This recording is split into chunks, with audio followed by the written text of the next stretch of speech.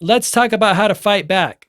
I think most people by now see that we are under attack intellectually, emotionally, spiritually, physically in some cases, right? People on the front lines, but also financially. I think the financial aspect of the war against humanity is the most obvious, right?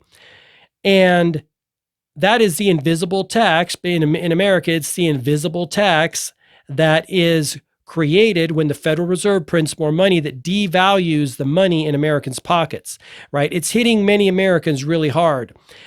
Also, let's not forget about the food, right? We're being attacked with food and the water. The FDA has allowed basically what I feel are poisons. They are slow kills in the food. We're talking about seed oils, hydrogenated oils, chemical flavor enhancers, artificial dyes, preservatives of all kinds. The list goes on and on.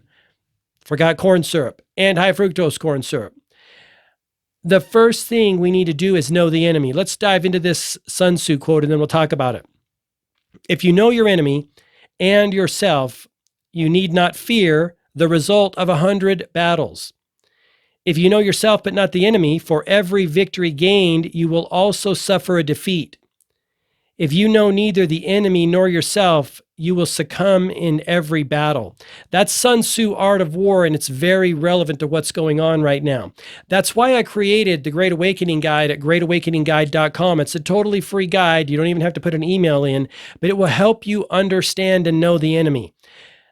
As for knowing yourself, that's on you, right? That's on you. I can offer some suggestions, and I talk a lot about that on my YouTube channel in different videos, but the knowing the enemy is absolutely critical.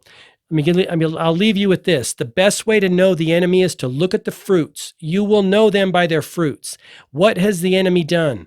Look into Tuskegee experiments, look into radiation experiments, look into Corpus Christi and St. Louis in the 50s and 60s. They were spraying radioactive dust in the air.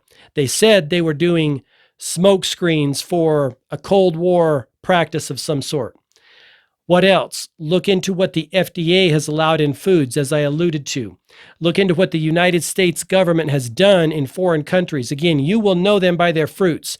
What are they going to do to you? What do they want to do to you? Look at what they've done to your fellow human beings in Iraq, in Libya, in South America in the early 1900s. Look into the CIA medical experiments. You will know them by their fruits. To know the enemy, you have to study the enemy. What have they done? Thanks for watching. Stay awake and aware out there, my friends. I appreciate you.